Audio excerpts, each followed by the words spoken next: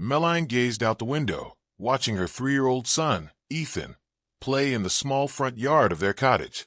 The village of New Haven was not large.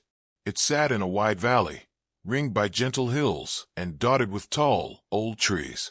Most people here knew each other by name, and many families had lived here for generations. Outside, the summer sun felt warm on her face. Their yard was simple, with a few flowering bushes and a stretch of grass. Beyond their fence, a narrow dirt road meandered through the village, passing by farms and neat little houses. At the far end of the road stood a dark silhouette, an abandoned house. No one had lived there for many years. Its windows were broken, its front steps sagged, and overgrown vines clung to the walls like claws. Even when the sky was bright, the house always seemed shadowy.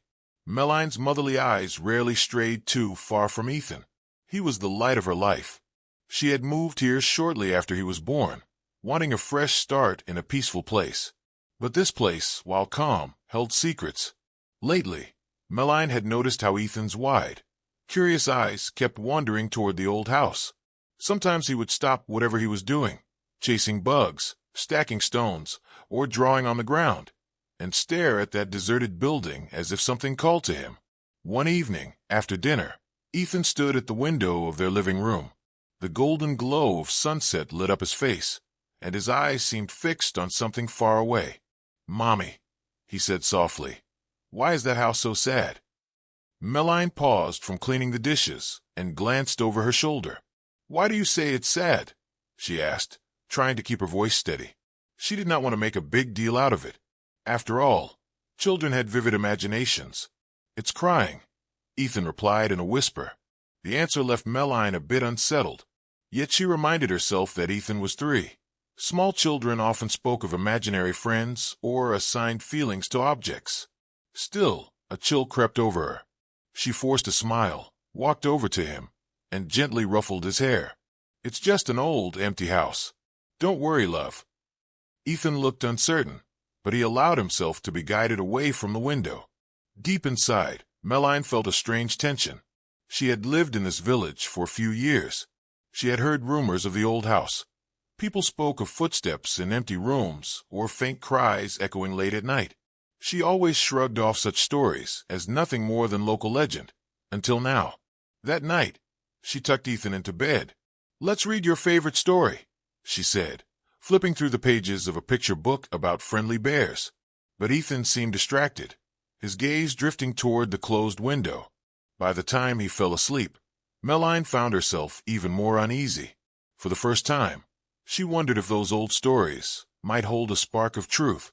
The following morning, Meline woke to the sound of soft rain tapping against the window. She dressed quickly and went to check on Ethan. He was awake, sitting on his bed with his teddy bear in his lap. She smiled, relieved he did not seem frightened. "Good morning, sweetheart," she said, giving him a hug. He smiled back, though faintly. "Morning, Mommy."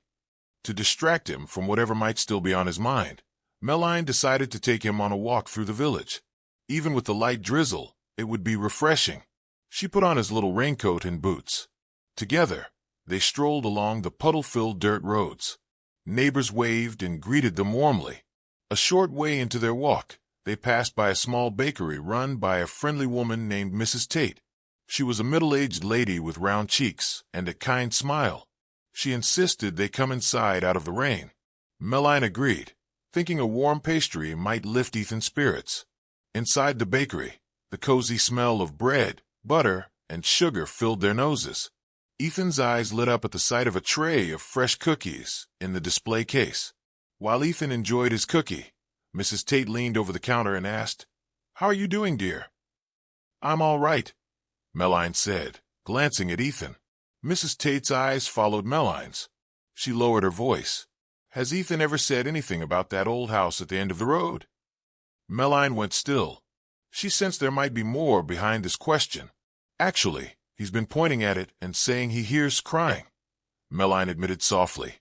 Mrs. Tate frowned, her tone becoming somber. "I'm not surprised.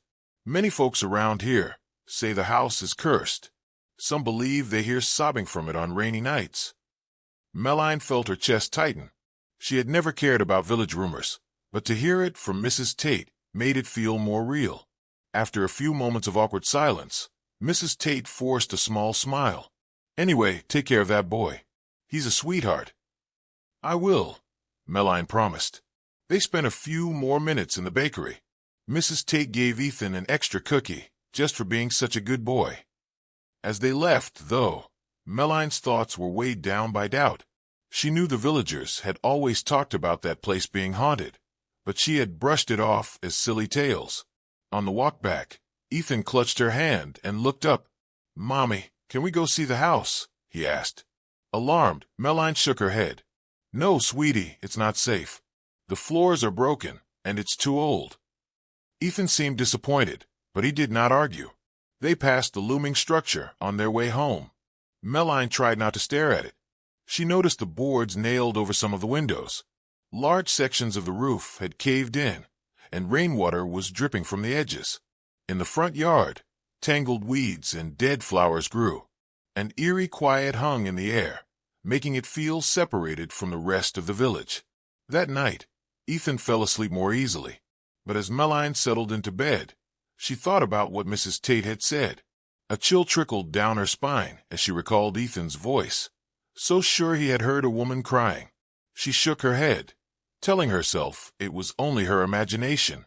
Yet deep down, she feared there might be more to it, more than she ever wanted to believe.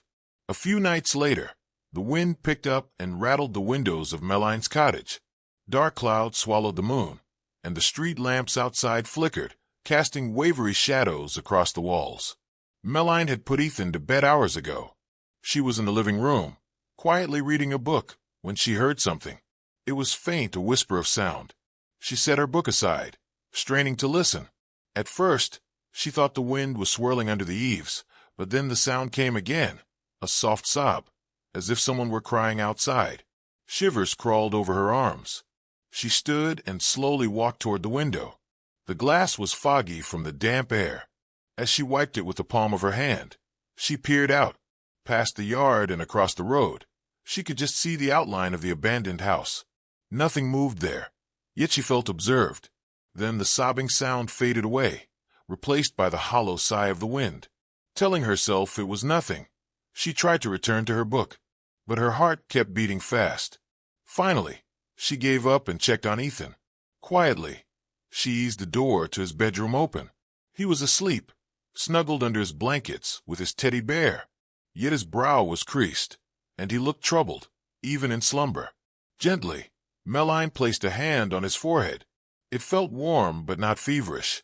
His lips parted, and he mumbled a few words she could not understand. She wondered if he was dreaming. "Ethan," she whispered, brushing her hand over his hair. She noticed his fingers tensing around the bear. He muttered something again, something that might have been "stop crying," but she could not be sure. She tried to calm herself by thinking about normal explanations. Ethan was just 3. Perhaps he had overheard the rumors from other children or from local gossip. But could that explain him speaking about a crying woman? Despite her attempts at reassurance, anxiety gnawed at her. She remembered stories she had read about small children who claimed to see ghosts or hear voices from beyond. She had dismissed such ideas in the past, but now she felt a trickle of doubt. Sleep did not come easily for Melline. The next morning, she resolved to talk to someone who knew more about the house. She needed to put her mind at ease before her worries spiraled. Mr. Richard was one of the oldest villagers in New Haven, and he lived in a small home near the market. His hair was white, and he walked with a bit of a stoop. He was known to have a sharp mind and a memory like a steel trap. People said he had lived here his entire life and could remember stories that even the oldest folks had forgotten. Melline had only spoken to him a few times, a polite greeting here, a short chat there, but she felt comfortable enough to knock on his door one afternoon. The sun was out, yet the air felt cool, and the smell of pine drifted from the hills around them. When Mr. Richard opened the door, his wise, dark eyes narrowed curiously. "Melline," he said, voice a bit raspy, "I don't get many visitors at this hour. Please come in." The interior of Mr. Richard's home smelled of old wood and herbal tea. Books were stacked on a low table, and framed photographs of people Melline did not recognize lined the shelves. He gestured for her to sit in an armchair, while he took a wooden chair across from her. "How can I help you, my dear?" he asked, resting his elbows on his knees. Meline hesitated. She was not sure how to begin without sounding foolish. She clasped her hands together and decided to speak plainly. "It's about the house at the end of the road. My son, he says he hears someone crying there. He's only 3, but he seems sure of it. I heard rumors around the village, but I don't know the truth. Do you?" Mr. Richard inhaled slowly, his eyes drifting toward the window. "That old place," he murmured, shaking his head. "So many stories surround it, but only a few people remember the real truth. You wanted to speak plainly, yes?" "Yes," Meline said, her palms sweating a little. "The house once belonged to a woman named Isabella and her daughter Sophia," Mr. Richard began. His voice carried a somber note. "Her husband, Edward, was not a good man. People said he was cruel to his family. One day, Isabella and Sophia disappeared. Edward claimed they left on their own. Nobody ever saw them again." Meline's heart clenched. "What do you mean, disappeared?" Mr. Richard sighed heavily. "Some say Edward drove them away. Others say something worse happened. The official story was that Isabella grew tired of village life and ran off, taking Sophia with her. But none of us believed that. Isabella had friends here. She never would have vanished without saying goodbye." Meline glanced at her lap, her breath quickening. "So, nobody knows for sure what happened?" Mr. Richard shook his head. "We only know that after that, Edward also vanished. The house was abandoned. Over the years, people claimed to hear crying, especially on stormy nights." A cold shiver ran down Meline's spine. This matched the rumors, now spoken by someone who was actually around at the time. "My son keeps talking about a woman's cries," Meline said softly. "And I think I heard it too." Mr. Richard's gaze moved slowly to her face. "Children are sensitive. They sometimes see what we adults cannot. But be careful, Meline. If you meddle too much, you might stir up something best left sleeping." Meline took a deep breath. "I don't want to meddle. I just want to keep Ethan safe. He's been acting scared and talking about things I don't understand." Mr. Richard patted her hand gently. "I understand you're worried, child. Let me do some checking. I have old records and letters that might shed more light on what really happened in that house. Come back tomorrow, and we'll see if there is more to share." With that, Meline thanked him and left, her heart drumming in her chest. As she walked home, she thought about Isabella and Sophia and how tragic it would be if their spirits were truly still there, crying in the dark. Could such a thing be possible? That night, a howling wind rushed through the village. The sky was a deep, moonless black, and tree branches scraped against one another with eerie creaks. Meline finished brushing her teeth and checked on Ethan before going to bed. As she smoothed his blankets, she saw that his face was pale, even in sleep. Just as Meline was about to switch off the hallway light, Ethan began to stir. He groaned softly, then opened his eyes. "Mommy," he whispered. She sat on the edge of the bed and stroked his hair. "I'm here, baby. It's okay. Go back to sleep." He looked past her at the window. "She's crying again," he said, voice trembling. "She's so sad." Meline swallowed, her throat tight. She turned her head slowly. Outside, the wind rattled the window panes, but that was all she could see. The abandoned house was hidden in darkness. "It's just the wind," she tried to say. But Ethan's eyes were full of sorrow. He curled up, hugging his teddy bear. "It's not just the wind." A chill skittered along Meline's arms. She gave Ethan a kiss on the forehead. "Try to sleep, sweetheart," she whispered. She left his door open a crack, then returned to her own room, feeling restless. For a moment, she wondered if she should read a story or hum a lullaby to distract him. Before she could decide, she heard the wind gust again, making the house creak at the beams. She hoped that was all Ethan was hearing. Unable to sleep, Meline sat up in bed, hugging her knees. Memories of the old house drifted through her mind. She recalled a day when she had first arrived in the village, feeling excited about a new beginning. She remembered how locals had warned her to avoid that cursed place down the road. She had not taken their word seriously. Now, she truly wished she could ignore them, but a mother's instinct told her that something was truly wrong. The next morning, after breakfast, Meline set out toward Mrs. Helen's small cottage. Mrs. Helen was another elder in the village, known for her knowledge of folk remedies and old beliefs. Perhaps she would have advice or a remedy to ease Ethan's anxieties. Mrs. Helen, a gentle woman with silver hair tied into a bun, welcomed Meline warmly. She served them chamomile tea in delicate porcelain cups.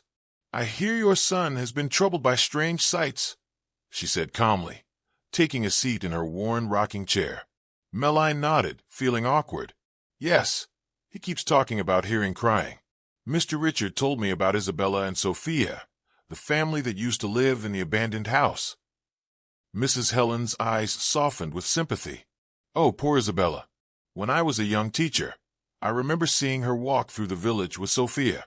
The little girl always carried a small doll with her. They were so sweet." Meline leaned forward. "What really happened to them?" The older woman sighed, her hands trembling slightly as they gripped her teacup. "I wish I knew. Isabella told me once that her husband, Edward, was acting strangely. Then, one day, they just vanished." For a moment, neither spoke. Then Mrs. Helen stood and went to a cabinet. She returned with a slender chain, holding a small blue stone. "This is a protective charm," she explained. "It may or may not help, but my grandmother swore by it. Have Ethan wear it. Sometimes, a bit of faith can ease a restless spirit or at least give a child comfort." Meline accepted the necklace, gratitude shining in her eyes. She thanked Mrs. Helen, hoping that this small gesture might help Ethan feel safer. That afternoon, Meline returned to Mr. Richard's house, as he had suggested. He opened the door, and she saw scattered papers on a rickety old table in the corner of his living room. He must have spent time the night before digging through old documents. "I found some things that might interest you," he said in his slow, grave voice. "Letters, notes, and a few old photographs." Meline followed him to the table, where he carefully lifted a faded black and white photograph. It showed a young woman with long dark hair. She was smiling, though there was a shadow in her eyes. Beside her stood a little girl, hugging a small doll. Both mother and daughter looked kind and gentle. "This is Isabella and Sophia," Mr. Richard said. "I remember this picture being taken at a village fair many, many years ago. It was one of the last times anyone saw them together in public." Meline held the photograph delicately, her heart twisting with sorrow. "They look happy here." "Yes," Mr. Richard replied. "Sadly, many things happen behind closed doors. We suspect Edward was abusive, but no one could prove it." Meline set the photo down. "Is there any record of Isabella's last days?" she asked, her pulse quickening. In response, Mr. Richard picked up a yellowed letter. "A friend of Isabella's found this tucked under her doorstep after Isabella disappeared. We think it was written by Isabella. It's not signed, but the handwriting matched a note she once wrote for me." Meline's hands trembled as she began to read. "I do not know if anyone will find this. I'm scared for Sophia. Edward does not let me leave. He has threatened us if I try to get help. My daughter is sick, and I can't even take her to the doctor. Each night, we hear footsteps and strange whispers. I fear this house itself holds darkness. If we do not make it out, please forgive me. I just want Sophia to be safe." Tears stung Meline's eyes. She swallowed hard. "This is terrible." Mr. Richard placed a gentle hand on her shoulder. "No one knew about this until it was too late. After Edward vanished, the authorities searched the house. They found nothing. No sign of Isabella or Sophia. Many believed Edward got away with murder, but without evidence, the case was left unsolved." Meline pressed her lips together. She thought about Ethan's words, how he insisted someone was crying. Could it be Isabella or Sophia, their spirits trapped in that cursed home? Is there a basement or attic in the house? Meline asked abruptly. "Maybe their remains are hidden there." Mr. Richard nodded slowly. "There's a basement. It's rumored to be boarded up. No one goes down there. People say they feel sick or uneasy when they approach the door, but that might just be superstition." Meline took a steadying breath. "Mr. Richard, I think I need to see it. If their spirits are trapped, maybe discovering the truth can bring them peace." The elderly man studied her face, a mixture of concern and respect. "I understand your reasons," he said quietly. "But be cautious. Such secrets have a way of weighing on your soul." When Meline arrived home, she found Ethan sitting by the window again, staring at the old house. She frowned, noticing that he was pale. On impulse, she took the protective charm from her pocket and slipped it around Ethan's neck. "Mrs. Helen gave this to me. It's supposed to help keep you safe," she said gently. Ethan clutched the blue stone with his little fingers. "It's pretty," he murmured. "Maybe it will make her stop crying?" Meline fought back tears. "I hope so, sweetie." She decided not to go to the abandoned house right away. Instead, she spent the rest of the day comforting Ethan and trying to keep him busy. They read stories, colored pictures, and baked simple sugar cookies. She even set up a game with plastic building blocks to distract him from staring out the window. However, come bedtime, Ethan became restless. He asked for 3 bedtime stories instead of 1. He insisted on leaving the hallway light on. When he finally dozed off, Meline still felt uneasy. She stayed in the living room, reading and waiting. At around midnight, a soft noise drifted through the house. It sounded like a tap-tap-tap on the front window. Meline froze, heart racing. The curtains were drawn, so she could not see what caused the sound. Could it be a tree branch? But there was no tree directly in front of that window. Slowly, she rose from the couch. The tapping came again, tap-tap-tap, irregular and light. Summoning her courage, she approached the window. She pulled back the curtain just a bit, peeking outside. The street was empty. Only a dim street lamp lit the road. The battered fence and the old house in the distance were all she could see. A moment later, the tapping stopped. Meline's heart pounded. She glanced over her shoulder toward Ethan's bedroom. All was quiet there. She told herself it must be the wind or a stray tree branch. Yet a small, nagging fear whispered that something else might be at play. The following morning, after a restless night, Meline decided she needed help if she was truly going to investigate the abandoned house. She recalled a local police officer named Officer Brooke, a young woman who had recently moved to New Haven. Officer Brooke was known to be open-minded and kind. Meline hoped she might be willing to listen to her strange story. When Meline arrived at the small police station, Officer Brooke stood at the front desk, flipping through some files. She looked up, recognized Meline from around town, and smiled. "Good morning," Officer Brooke said. "What can I do for you?" Meline swallowed hard. She felt silly about bringing up ghosts and sobbing sounds, but she reminded herself that she needed help for Ethan's sake. "It's about the old house at the end of the road," Meline said quietly. Officer Brooke's eyebrows rose. "The one that's been empty for decades." Meline nodded, then explained how her son kept hearing crying and how she, too, had heard strange noises. She spoke about the tragic story of Isabella and Sophia, mentioning that Mr. Richard had old letters and photos. To her relief, Officer Brooke did not laugh. She listened intently, then said, "I've heard rumors about that place, but I never took them seriously. If you think something needs investigating, I can look into any old police records we have, though I'm not sure it's within my power to do more than that." Meline felt a flood of gratitude. That would help. At least I'll know if there were any official files about Isabella and Sophia. Officer Brooke nodded, writing a quick note on a pad of paper. "I'll check into it this afternoon," she promised. "You can come back tomorrow, and I'll tell you what I found." Meline thanked her. As she turned to leave, she noticed a sympathetic look in the officer's eyes, as if even she sensed something was not quite right. That afternoon, Meline picked up Ethan from a neighbor's house, where he had been playing with some children. He seemed more cheerful when he was surrounded by friends, which comforted her. Yet as they walked home, he suddenly stopped in front of the abandoned house again, his gaze locked on the sagging porch. "She's watching me," Ethan whispered. Meline's heart pounded. "Ethan, don't look at it," she urged. She took his hand and gently led him away.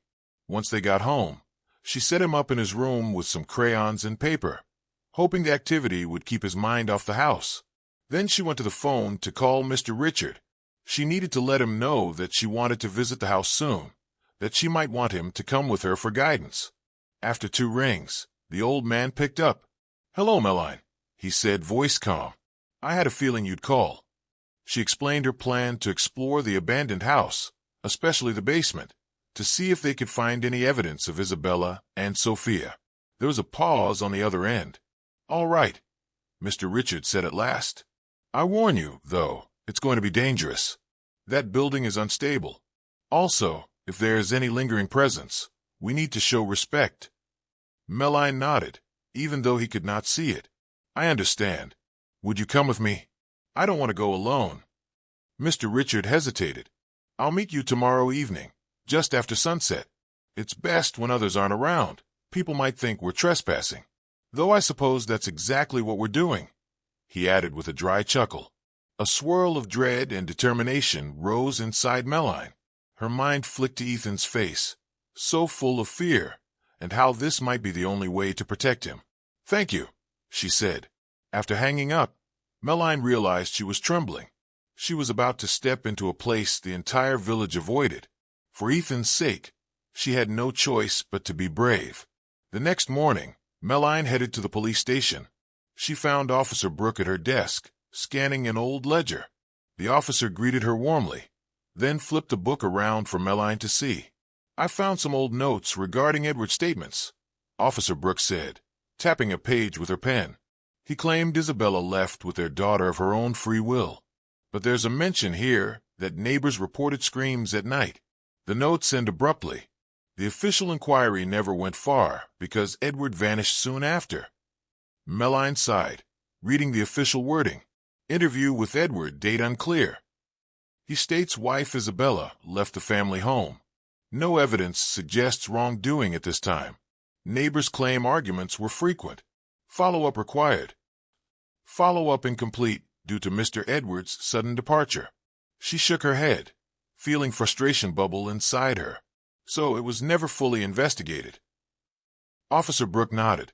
Back then, the local force was small, and records weren't as thorough. The lead officer retired soon after. This case slipped through the cracks. Meline closed the ledger, her determination intensifying. "Thank you for checking," she said. "If I find anything in the house, anything that looks like evidence, should I bring it here?" The officer paused, then spoke carefully. "The building is privately owned, though nobody knows who legally owns it now. Technically, you shouldn't go poking around.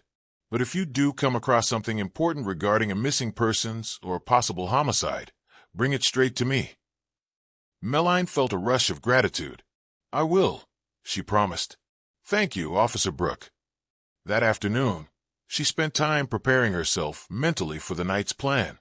She told Ethan she was going out for a bit in the evening, leaving him in the care of a trusted neighbor, Mrs. Lane, who was good with children. "I just have some errands, sweetheart," Meline said, trying to stay calm. Ethan looked up, clutching his teddy bear. "Will you be safe, Mommy?" Meline's heart twisted. She nodded and forced a smile. "Yes, of course. Don't worry about me." The day passed too quickly. Sunset arrived, painting the sky with streaks of orange and red. Meline's stomach churned as she walked down the road to meet Mr. Richard at the corner near the old house. A sense of fear and anticipation gripped her, but she told herself that she needed answers. She needed to help Ethan. Mr. Richard stood by a crooked lamppost, wearing a heavy coat and holding a flashlight. The wind made his white hair flutter around his lined face. He inclined his head when he saw Meline approaching. "You're determined," he said quietly. "I have to be," Meline replied, hugging herself against the chill. Together, they crossed the weed-choked yard to the old front door. It hung loosely on its hinges, and a single push caused it to groan open. The stench of must and decay hit them at once. Meline coughed, raising a hand to her nose. She flashed her own small flashlight around the foyer. The once grand interior was in ruins. Peeling wallpaper, a broken staircase, shards of glass scattered across the floor. A damp chill seeped into Meline's bones, and each step sent echoes bouncing through the empty halls. "Watch your footing," Mr. Richard warned, shining his light over a missing floorboard. The deeper they ventured, the heavier the air felt. They passed through what seemed like a living room, where old furniture shapes loomed in the gloom. Pieces of cloth clung to the frames of chairs. A mirror on the wall was cracked, reflecting fractured images of themselves. Melline shuddered upon seeing her own reflection split into several ghostly fragments. Finally, they reached the kitchen, which smelled of rotted wood. Rusty pots and pans lay scattered on counters. Across from the counters was a door with a rusty lock. It looked like a door that might lead downstairs. "That's the basement," Mr. Richard whispered. "Are you sure you want to do this?" Melline took a breath that quivered. She could picture Ethan's frightened face whenever he mentioned the crying. With a trembling hand, she reached out. The door was locked, but the wood around it seemed brittle. A firm push caused the lock to snap from the frame, and the door swung open, revealing a dark stairwell. The darkness below was thick, and an unpleasant odor wafted up. Melline pointed her flashlight down the steps, which were made of old wood. Taking careful steps, they descended into the basement. Each board creaked under their weight. The basement was cold, far colder than the main floor. Melline felt a chill run through her body. She swung her beam around, revealing stone walls marked with strange scratches. Mr. Richard inhaled sharply, training his flashlight on the marks. They looked like fingernail scratches, as if someone had desperately clawed at the stone. "This is not normal," Mr. Richard murmured, sounding deeply disturbed. Melline felt her heart pound. She took a few steps forward and nearly tripped over something on the floor. Crouching down, she realized it was a small wooden toy, a child's doll missing one arm. "Sophia," she whispered under her breath, picking it up carefully. The plastic face was cracked, and the doll's remaining eye stared blankly. Her flashlight flickered. Suddenly, a faint sound moved through the basement, a noise like a muffled sob. Melline froze, meeting Mr. Richard's fearful gaze. The sob came again, louder this time, a heartbreaking wail that seemed to echo from the very walls.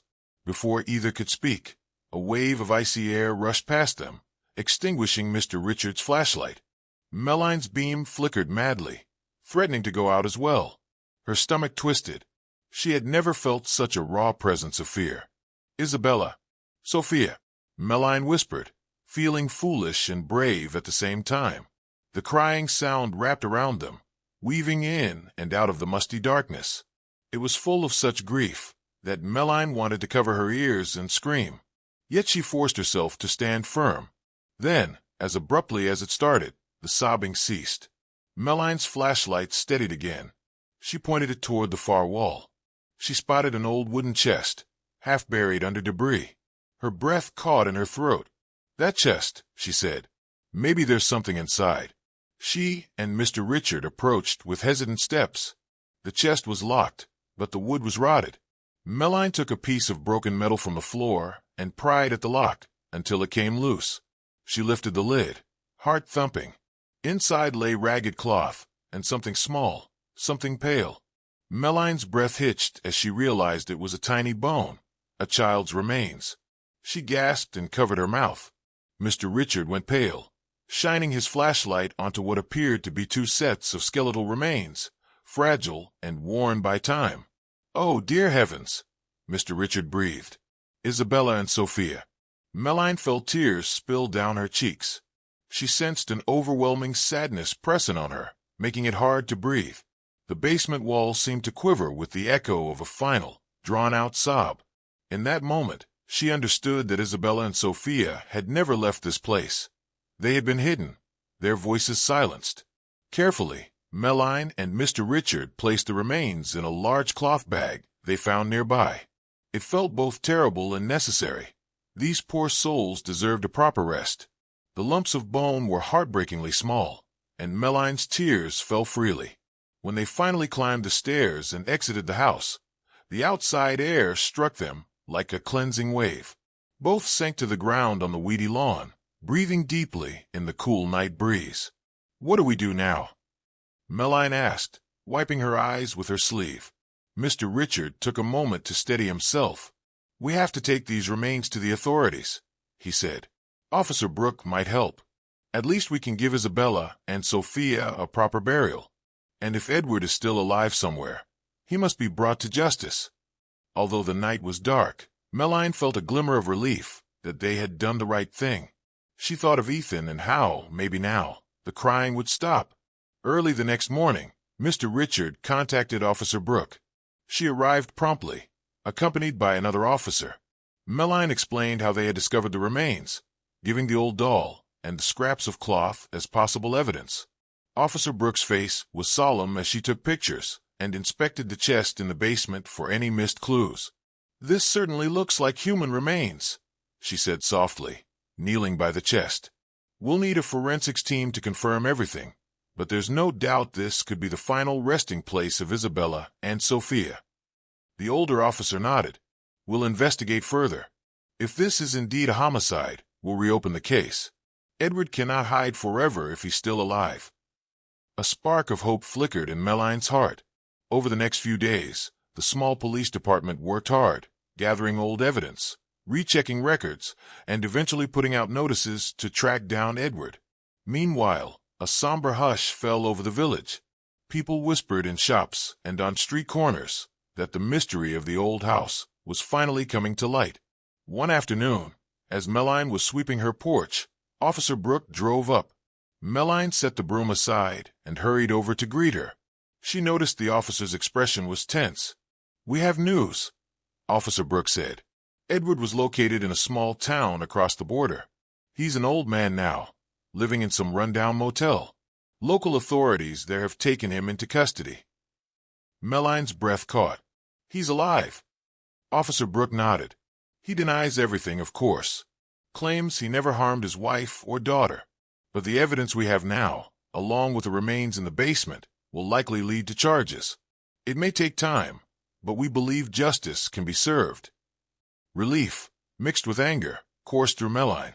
She thought of how Isabella and Sophia had been robbed of their lives, how no one had found them for decades. Now, at least, the truth was out.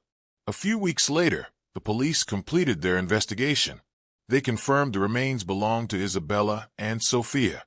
Edward was charged with murder, concealment of evidence, and lying to the authorities. A hearing was scheduled, and Melline was called to give her testimony about finding the chest.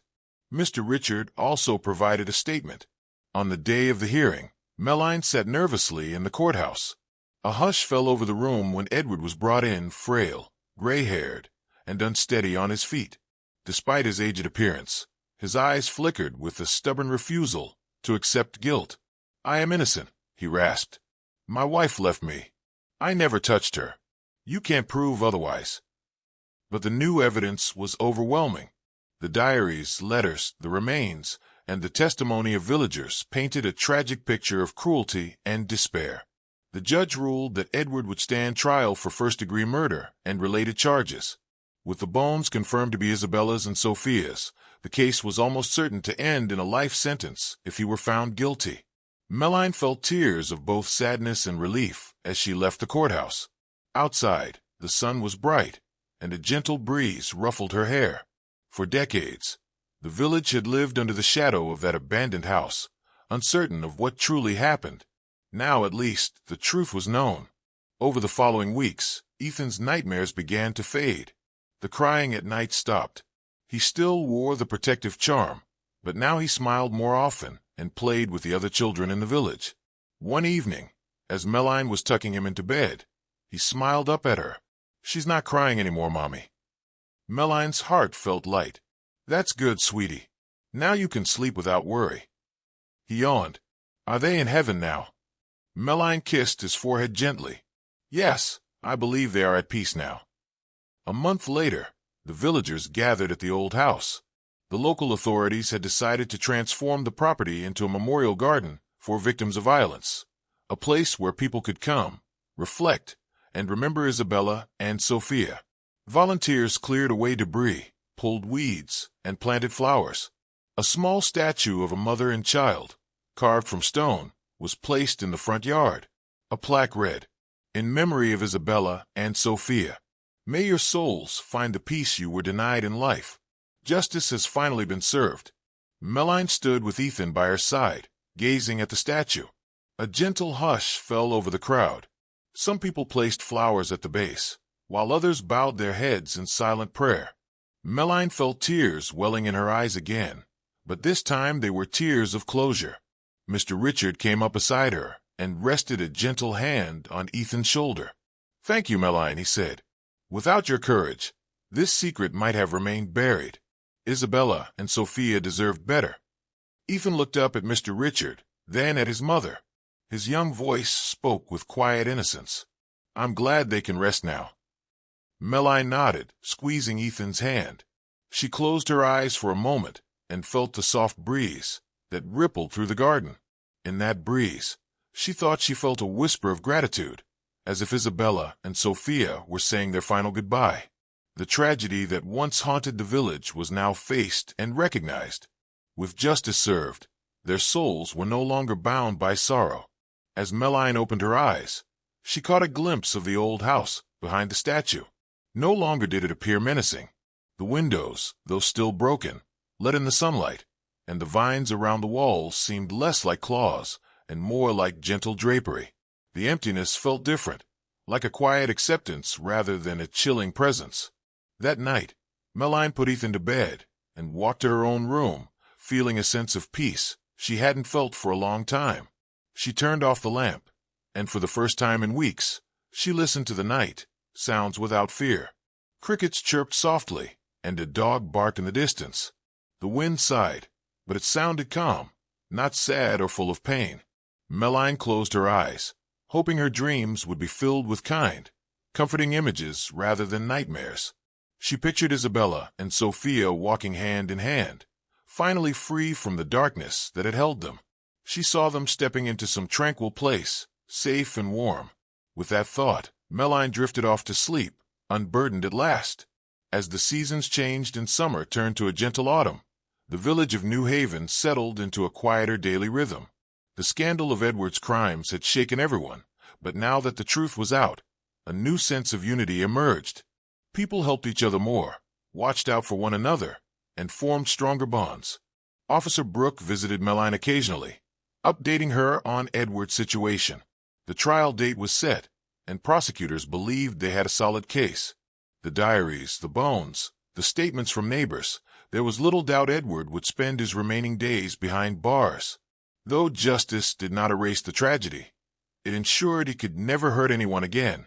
Ethan started attending a small preschool in the village. Each day, he came home with drawings of animals and flowers. He seldom mentioned the abandoned house now, except to point out how pretty the new flowers were in front of it when they passed by. One afternoon, he bounded into the kitchen, waving a painting. "Mommy, look," he exclaimed. "I made this for you." Meline smiled at the bright swirls of color. In the center stood a figure of a woman holding a child's hand. "Is this you and me?" she asked, guessing. Ethan nodded, beaming. "Yes, and the sun is shining and the house is gone." Meline blinked at him, realizing he had not drawn the creepy old building. "That's so nice, sweetie," she whispered, proud that he now saw a bright and hopeful world. She pinned the picture to the refrigerator. It was a reminder that despite the darkness they had faced, life could still be filled with color and love. Late that night, after Ethan was asleep, Meline walked outside for a moment. The sky was dotted with stars, and a crescent moon glowed softly. She looked down the road, to where the old house stood. Even by moonlight, she could see the statue and the small garden. It was quiet, but not eerie.